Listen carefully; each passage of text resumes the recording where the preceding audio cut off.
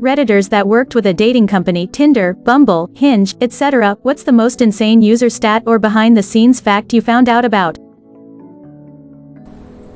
A dude with over 2,000 right swipes and no matches. A couple met on the dating app I worked on. Unfortunately, the man passed away and the lady returned to the app where they met for remembrance. One day, a bug in the system made some profile likes to be sent again after months, and she received one from her deceased boyfriend. Her bug report was heartbreaking. Most dating sites and apps are owned by one company, the Match Group. They have a near monopoly. I think Bumble is one of the few not owned by them. Lots of gay guys get banned from Grindr selling weed. Would get a lot of emails of "Why am I banned?" Go to their profile and will say HMU for that shedding tree. I used to moderate OkCupid. The amount of unsolicited dick pictures men would send women, not even accompanied by any words, was horrifying. I mean, you'd expect it because online dating is a cesspit, but the sheer amount would still surprise you. I had to look at each reported picture and say, yes, that's a penis. This was years ago now, but I used to work with a guy who had been an engineer for Match.com. He said 99% of the profiles were inactive, and that 80% of the active profiles were men. He didn't provide numbers but also said there was a huge disparity between the average number of messages sent to women versus those sent to men. According to him, all told the site was mostly men reaching out to dead profiles and never getting responses. As I said, however, this was years ago, so it's entirely possible that they've cleaned the site up since then. I worked for Match for a couple years. This is probably widely known, but women frequently lie about their age and weight and men lie about their height and salary. Also, it's a big problem that women are inundated with DMs while most men get none. This is probably going to get buried. I used to work for shag.co.uk as a content creator. And by that I mean it was me who replied to messages from users. I used to get paid between 11p and 18p per message, with bonuses for hitting certain message amounts. It was mostly horny guys who just wanted to chat and get off, but I met some interesting people. 1. A 60s guy whose wife had died a few weeks prior, hadn't had sex in years, needed a release. Spoke at length of how he had picked me because I looked like his dead wife in her prime. 2. A guy who was in his 80s who was an ex-porn star, sent multiple links to his videos and such. We spoke at length regarding his trips to Africa and all the charity work he'd done. 3. A lot of obvious pedophiles, rapists, etc. It was pretty scary what people would admit to with enough pushing. 4. A lot of guys who would agree to whatever weird fetish I dreamed up on that day. Horny people be horny. It all came to an end for me when a guy told me his dad had died that morning, and he wouldn't be around for a while. I got review for my reply, which was, "I'm really sorry for your loss. If you need to talk, I'll be here for you." They suggested that I should have replied to you, not care about me. I have needs to just realized that the site owners really just didn't give a beep at all. Edit, this blew up a lot more than I could have ever expected it to. Thank you for those of you who left that sweet Reddit Gold and other awards. Who would have thought my most upvoted comment on Reddit was about this? Crazy. Should put a serious tag on this. I'm genuinely curious about the answers. We used to create fake accounts and chat with users. It was everything from someone having a premium account that wasn't getting responses to bored employees. I would love to know how openly cynical the algorithm really is. My feed on Hinge shows absolutely no one I am interested in. And suddenly, the roses feature pops up. I am interested in all the people in the roses section. But, oh, it's £4 to buy one rose. Which is no guarantee of a match, much less a date. They want to keep you using the app and spending money for as long as possible, and their slogan designed to be deleted is such BS it's comical. And you can't turn to other apps because they're all owned by the same corporation. Not been working, but a friend wrote her master thesis about the different criteria in online dating and real life. Almost half, 43%, the female participants who were in a relationship told they'd never have swiped right on their current partner. Other interesting results were that over 60% of men they wrote with on apps and agreed to go on a date would have no chance if they asked in real life. Edit, since many asked about the thesis, I'll ask her if she can share it here, but be prepared, it's in German. As to the second point, I don't know exactly how she worded the question in the survey, but she was referring to clubs and the like. I'd really be interested in what someone working at Ashley Madison or Gleaton has to say. Okay, so I didn't work with a dating company per se. But I helped software engineers optimize their profiles. Men get very few matches, regardless of how good their profile is. Women get a lot of matches, but most of those matches are useless. I used to work at Bumble, although this was about 4 years ago. Globally, about 90% of the users are men, so there is a huge male to female disparity, although it's not that bad on a per country basis, for some countries. The most depressing stat though was the histogram of word count in messages. Something like 91% of opening messages were just one word hey, and till the 85% of conversations were just one exchange long, hey, no reply ever. Looking at human, digital mating habits splayed out in data science form was really depressing. Approximately 9,000% of women from the Pacific Northwest love adventure. Redditors that worked with a dating company have likely signed NDAs that prevent them from sharing this data. I worked with Bumble for about a year, and the most insane user stat is that Redditors are always horny and will stick anything up their butts. The reason I found my partner, we have a child together, etc. is because she handed her phone to a friend who accidentally swiped up while taking the phone and super liked me. My takeaway from this, I'm screwed. Between the pandemic, my lack of social skills, and a burning shyness and introversion, I'm going to be a 40-year-old virgin.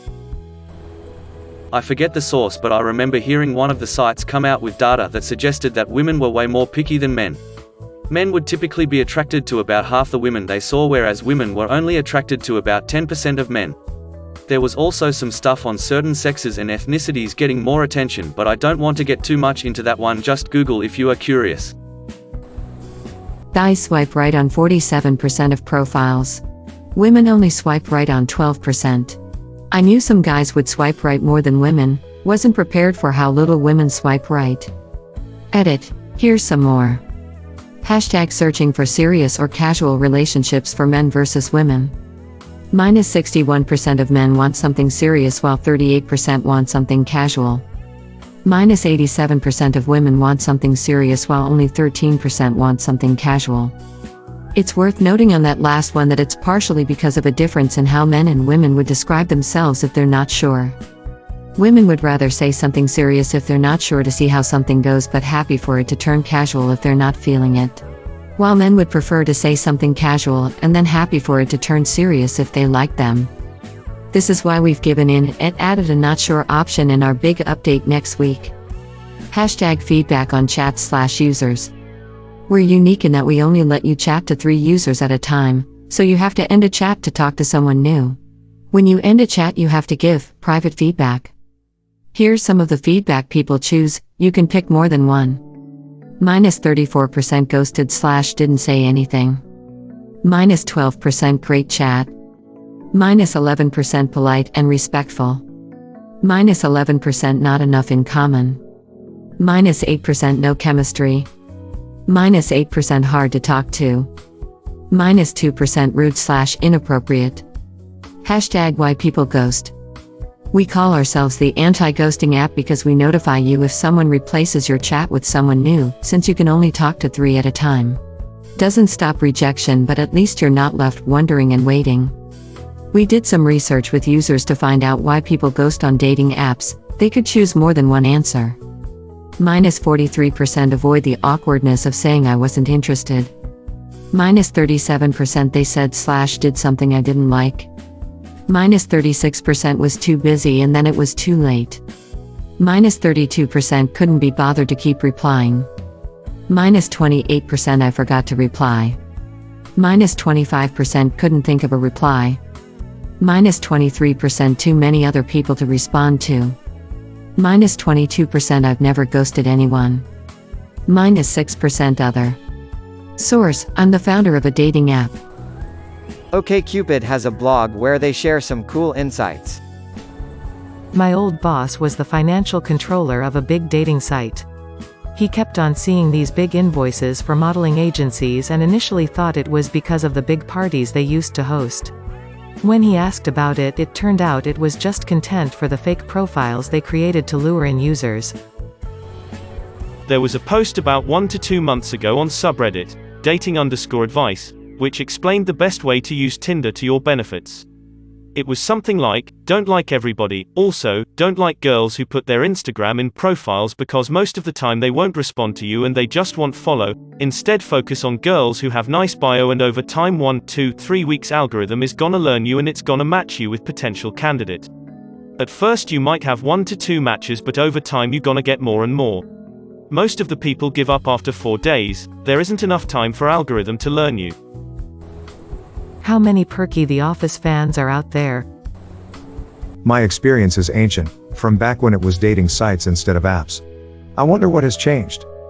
I was surprised by the insane amount of effort it took to remove nude/dick pics. Plus the constant onslaught of sex workers that we kicked from the site every single day. I'm sure they use AI now to filter all those, but it's probably still a lot of manual work involved. Also, how impossible it was to get women to initiate anything. We did whatever we could to make it more appealing to women, still the difference in male to female messages, versus the other way around, was just mind-blowing. Like 1 to 1,000 or so. I was actually active as a user on that platform too. If I ever received a message from a woman, I basically went and deleted that user. It was always a sex worker. Always. Oh, and I should add, the partner matching algorithm was completely honest and real. I know it 'cause I coded it, there was absolutely zero trickery on that site. One reason why I love that job. Sadly, the company went bust in the .com bubble and took some of my money with it. Never found a job that was so much fun, with so great a team. Ugh, I miss the times. ETA after reading some other comments. My own success rate at 2 or 3 dating sites I tried was abysmal. I'm not pretty, for sure, but based on my insider experience I don't think it really matters. Over the course of 5 years, I got a handful of friends out of those sites, and one. ONS. Oh, and 1 serious relationship, so there's that. By contrast, a female friend of mine is currently on one app. She has many dates alright, but they tend to turn out creeps or uninteresting. She's looking for something serious, and has been unable to find it. And I mean, while I might not be a joy to look at, that lady is decidedly attractive, slim and sportive with long blonde hair, successful at her job, financially independent. A keeper by all means. Still, nothing. So what I'm saying is, the stats are matched by personal experience. Online dating plainly and simply does not work. At all. ETA, pro ladies, sex workers. I was trying to be polite, but it doesn't really work out in English, hee hee. I tried to sign up for Match years ago but they denied me because nobody in the system matched me. May your day be filled with joy and happiness. And please remember to like, share, and subscribe for more quality content every day.